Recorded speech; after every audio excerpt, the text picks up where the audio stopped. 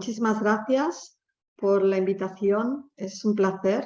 Estoy compartiendo la pantalla. ¿Me confirmáis que ya la podéis ver? Sí, se ve perfectamente. Perfecto, muy bien. Pues de nuevo, muchísimas gracias por invitarme hoy. La presentación está en inglés, pero yo obviamente la haré en castellano, en español. Y el objetivo hoy es presentar la Partnership Processes for Planet y cuáles son nuestras ambiciones para que lo podáis tener en cuenta en vuestras propuestas. Nosotros representamos a la industria de procesos, a 10 sectores de la industria de procesos. Eso quiere decir sector químico, sector cemento, acero, minerales, cerámica, refino.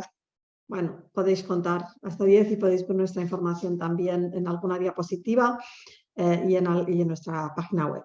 Estos 10 sectores se reunieron también para definir cuál era la ruta de investigación y desarrollo y de innovación que tenían que seguir para poder contribuir a conseguir los objetivos de la Europa 2050, especialmente del European Green Deal, pero también del package de circularidad, del paquete de circularidad.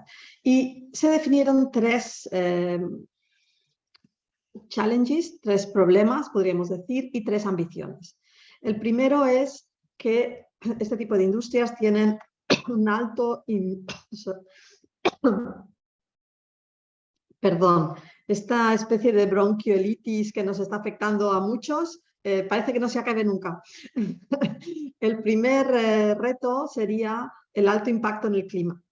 Y ahí la ambición es llegar a unas emisiones net zero, o sea, para contribuir a la neutralidad climática. El segundo reto es el uso lineal de los recursos. Y aquí la ambición es llegar a tener pocos residuos en vertederos y también a tener poca descarga del agua que no sea reutilizada. Casi cero, ese es el objetivo. Y el tercer reto, por supuesto, es la competitividad global y el alto nivel de inversiones que requiere la industria de procesos para conseguir poner estas nuevas innovaciones en el mercado. Y ahí el objetivo, obviamente, nunca tendremos la empresa más limpia del mundo si no es competitiva. Simplemente desaparecerá, con lo cual ese es un gran objetivo, hacer crecer la industria de procesos y por encima del PIB de la Unión Europea. ¿Cómo? Lo que hemos definido son varios technology drivers, la simbiosis industrial y urbana, la innovación de procesos, en el que hay un enfoque especial en la electrificación, en el mix energético, en la reutilización del carbono, de las emisiones de CO2 y la flexibilidad y eficiencia de los recursos. La digitalización es una parte importante también, que la vemos como de carácter transversal, es decir, vemos las herramientas digitales como potenciales aceleradores del desarrollo del resto de innovaciones. Y esa es su importancia. Por tanto, para nosotros es transversal a todo y los aspectos no tecnológicos que pueden incluir aspectos como relacionados con el mercado de trabajo, como las habilidades de la fuerza de trabajo o del talento que tenga que llegar, pero también aspectos de lo que se llama el market uptake, ¿no? Cómo pueden llegar esos productos al mercado, siendo que esas innovaciones también harán esos productos un poco más caros. Y definimos 14 áreas de innovación que podéis ver en la pantalla. Algunas se refieren al área de clima, otras al área de circularidad. Y dentro de cada área de innovación se definen diversos programas de innovación. Hay hasta 36 programas de innovación con diferentes niveles de progreso esperado, que va a depender obviamente de hasta qué punto esas inversiones van a recibir un apoyo para reducir el riesgo y hasta qué punto son viables, por tanto, esas inversiones. Nuestra estrategia de innovación, de investigación e innovación para 2050 no se ha basado solamente hasta TRL7, que es lo que cubriría Horizonte Europa, sino que se ha basado también hasta TRL9. Es decir, lo que nos pide la Comisión Europea, la Unión Europea, es impacto. Pero el impacto solo llega cuando las tecnologías, las innovaciones se han desarrollado hasta TRL9. Y no solo que se hayan desarrollado, sino que su viabilidad técnica y económica se haya demostrado. Si no, no hay un rollout. Si no, no hay, eso no se va a implementar en otras plantas. Por lo tanto, nosotros, además de esos 36 programas de innovación, hemos identificado 2 iniciativas clave para lo que sería la primera implementación de las innovaciones en la vida real, en las plantas, en la vida real, digamos, ¿no? La primera serían las First of a Kind plants, serían plantas muy innovadoras, las primeras de su género. O también, como en Europa tenemos un parque de innovación muy amplio, unidades muy innovadoras que se pueden incluir dentro de las plantas de producción existentes y que pueden cambiar el modo en que estas plantas funcionan. Y la segunda iniciativa son los hubs de circularidad. Como veis, aquí podéis ver en la rueda todos los sectores que forman parte y decimos que somos una comunidad cross-sectorial, no porque en otras partnerships no existan varios sectores, hay varios sectores en todas las partnerships. La peculiaridad de Aspire y Processes for Planet es que consideramos que tenemos un sector a bordo cuando tenemos la asociación industrial a nivel europeo de ese sector más empresas de ese sector. Si no tenemos la asociación industrial es muy difícil representar a un sector a nivel europeo.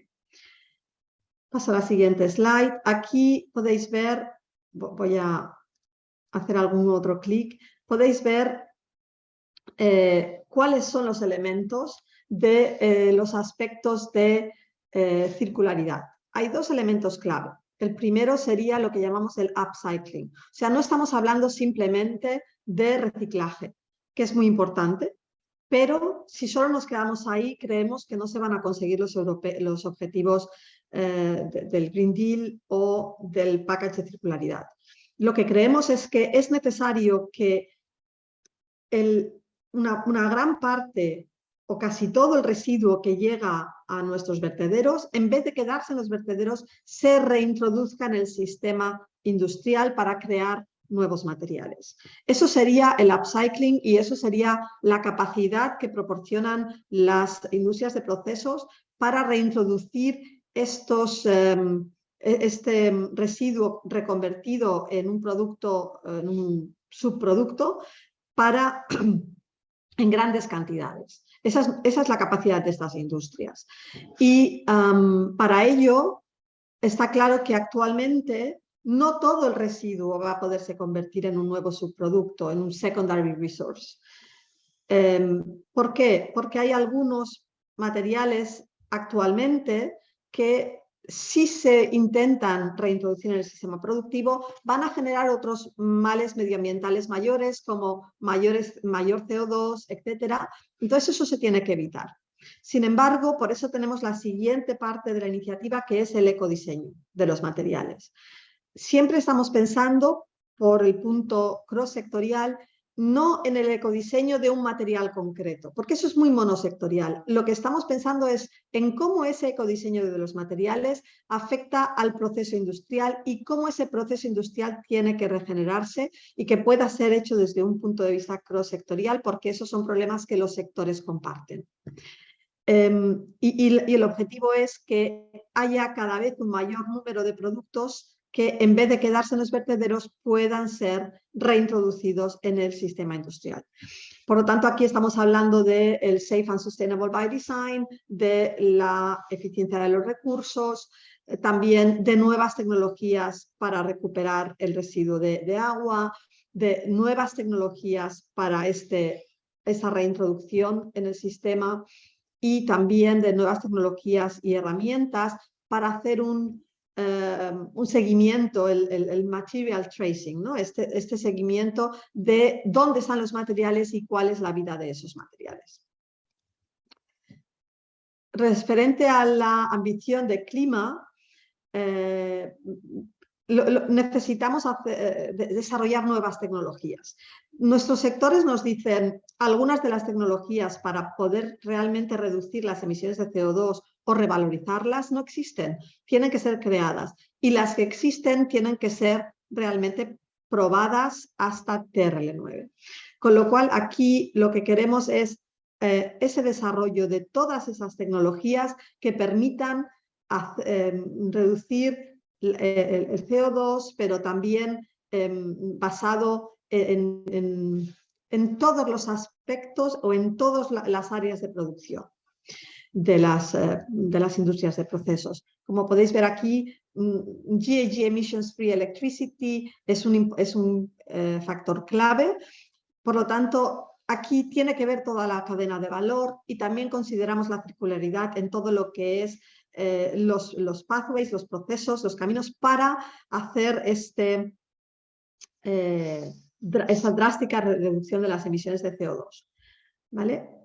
Y están incluidos tanto los ámbitos de calor, de electricidad, hidrógeno, bioenergía, reducción de los fossil fuels y cada vez la tendencia tiene que ser a que haya un mayor porcentaje de energías que no sean fósiles y de energías limpias y alternativas y renovables para llegar a la decarbonización de las industrias de procesos. De nuevo, como he dicho, como también tenemos en cuenta la circularidad, no es solamente el reutilizar, por ejemplo, energías limpias o reutilizar uso de energía que se genera en el propio proceso de producción, pero ¿qué pasa con esa energía que se genera en el proceso de producción, pero que no se puede volver a reutilizar para el propio proceso? Lo pueden utilizar otras compañías, pero también quizás se pueda reutilizar por la propia sociedad. Aquí tendríamos este energy output, este output de la energía que podría ir a otras compañías o a un district heating, por ejemplo. Vale. Bueno, me voy a enfocar en las first of a kind, estas plantas súper innovadoras. Aquí una de las cosas que destacamos es que las industrias de procesos requieren altas inversiones y durante largo tiempo para moverse de TRL7 a TRL9. No es lo mismo que, por ejemplo, en muchas industrias digitales, con un año o dos han llegado han hecho este proceso de cambio de TRL. En el caso de las industrias de procesos, en algunas de las tecnologías, especialmente cuando se trata de plantas industriales, pueden requerir unos 10 años, con lo cual tenemos 2 rondas de inversión de aquí al 2050 y es muy urgente poder lanzar estas nuevas plantas novedosas o unidades en plantas ya existentes. Y hemos identificado diferentes oportunidades, hablamos de lo que son marbles, con esta metáfora de las maravillas, la bolsa de canicas y de maravillas, que sería tener estas nuevas plantas en Europa. Y el propósito es lanzar 15 de estas First of a Kind plants en el periodo de 2021 a 2030.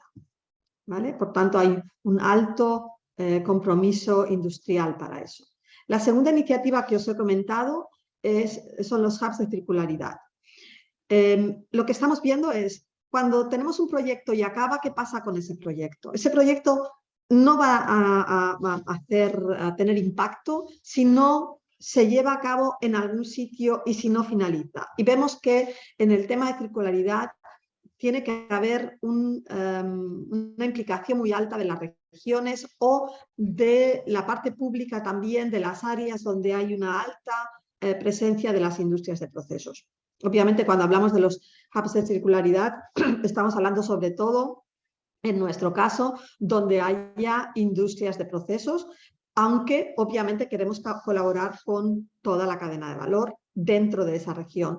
Y recomendamos a los hubs que consideren, por supuesto, los actores industriales, pero también los actores públicos, la sociedad civil, los actores del mundo de la investigación y de la academia, universidades, centros tecnológicos, pero también los inversores. Porque aquí vemos la necesidad de lo que llamamos el desarrollo de un Business to Territory Plan, es decir, ver qué necesita esta región, qué necesita esta área y qué contribución puede hacer la industria de procesos y qué otras inversiones tienen que hacer otros actores. Por ejemplo, si tenemos que crear una mayor simbiosis industrial y urbana, ahí es donde nosotros podemos entrar en esta innovación disruptiva a través de los proyectos de Processes for Planet para desarrollar estas tecnologías necesarias. Y eso es súper importante porque nos faltan estas tecnologías.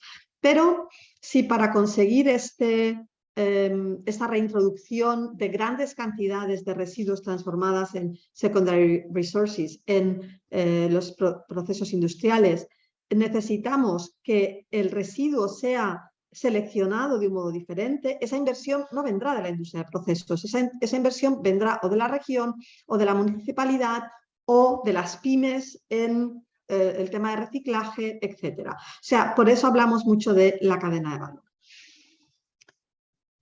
Y muy importante, compartir conocimiento con los hubs de circularidad. Y ahí, en una de las últimas convocatorias, se han financiado 2 proyectos. Me temo que no sé si se pueden ver bien en la parte baja de la pantalla. Uno se llama Hubs for Circularity ECOP y el otro Hubs for Circularity Europe.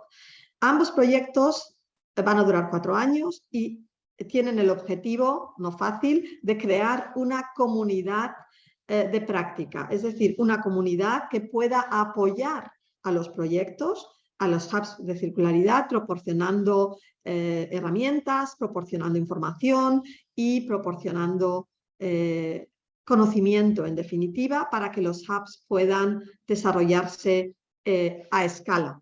La Comisión nos pregunta muchas veces, bueno, pero ¿a qué TRL un hub? Bueno, nosotros no hablamos de TRL para los hubs, hablamos de los Symbiosis Readiness Level. Nos basamos o nos inspiramos en los TRLs, pero hablamos de los SRLs. Creemos que un hub solamente se va a poder desarrollar a escala real, pero es cierto que va a tener diferentes niveles de desarrollo hasta que llegue a ser un hub que pueda realmente englobar toda la comunidad y todos los aspectos posibles. Tenemos algún análisis hecho, en este caso por la Universidad de Ghent, es la tesis de un estudiante de la Universidad de Ghent que colabora con nosotros para hacer esta tesis y han identificado áreas potenciales para los hubs. Y lo que vemos es que hay mucho potencial en los países de la Europa, o sea, en los países occidentales de Europa, porque hay mucha gran clusterización, mucha gran concentración, especialmente en las zonas urbanas, alrededor de las zonas urbanas. En España podríamos hablar de Cantabria, podríamos hablar, por ejemplo, de Tarragona en Cataluña, podríamos hablar de varios clústeres que tienen gran potencial para ser, Asturias, por ejemplo, que tienen gran potencial para ser hubs de circularidad. Pero, por ejemplo, en los países de la Europa del Este, ¿qué pasa? Que no hay tanta gran concentración de industrias de procesos alrededor de zonas urbanas, está un poco más distribuido, pero entonces ahí vemos que la forma de generar estos hubs tiene que ser un poco diferente, no tan geográfica, sino con un ámbito más de colaboración entre zonas geográficas. Y tenemos la experiencia de que los hubs pueden estar en una zona geográfica muy concreta, pero también en regiones fronterizas, incluso no solamente dentro de un país, sino con otros países. Bueno, aquí veis el ejemplo de España, por ejemplo, y veis también el número de clústeres que se han identificado por países para daros más información. Solo un foco sobre Aspire. Tenemos actualmente más de 180 miembros. Los headquarters, o sea, las oficinas principales de nuestros miembros están en más de 22 países de la Unión Europea. En realidad, nuestros miembros están en más de esos 22 países porque tienen plantas industriales en todos los países en general. Nuestra estructura es muy típica, la Asamblea General en la que todos los miembros pueden tener un representante, el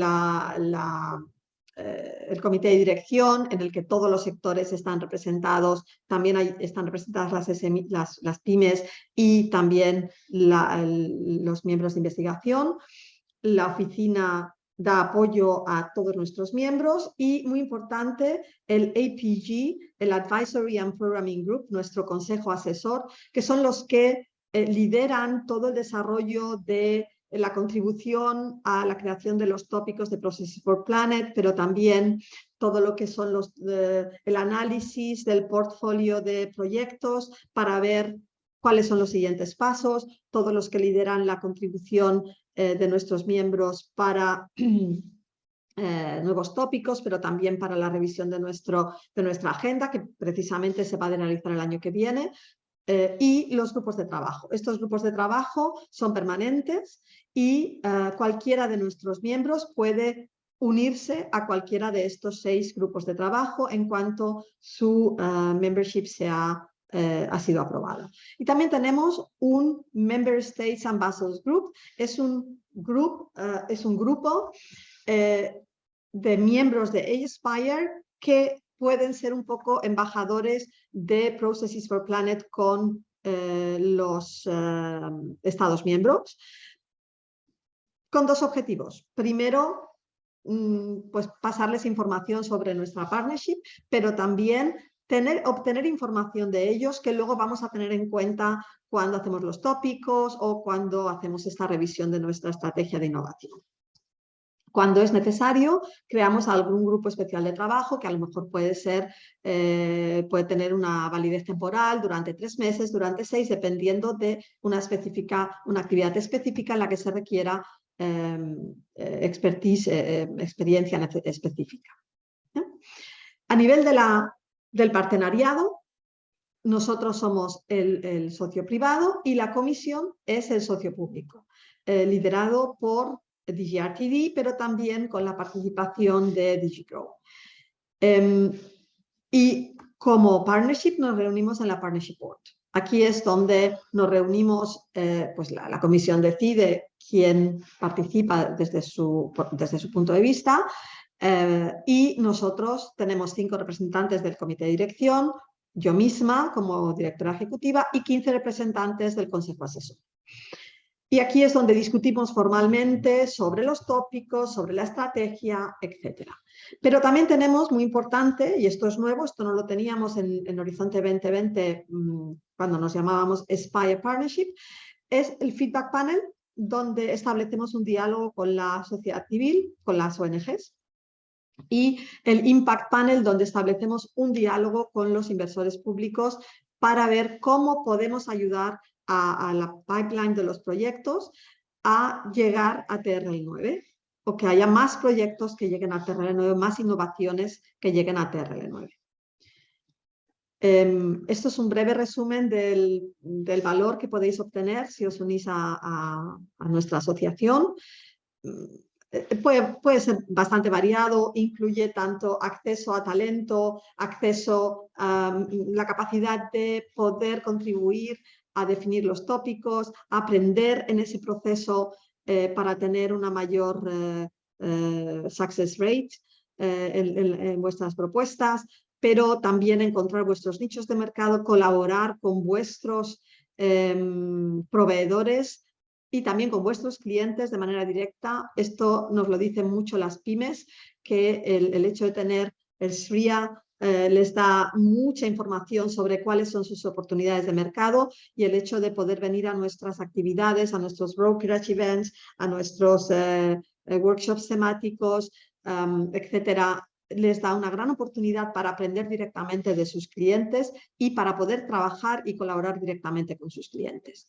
Tenéis el link aquí para aplicar y si tenéis cualquier pregunta, no tenéis más que contactarnos y estaremos encantados de trabajar con vosotros.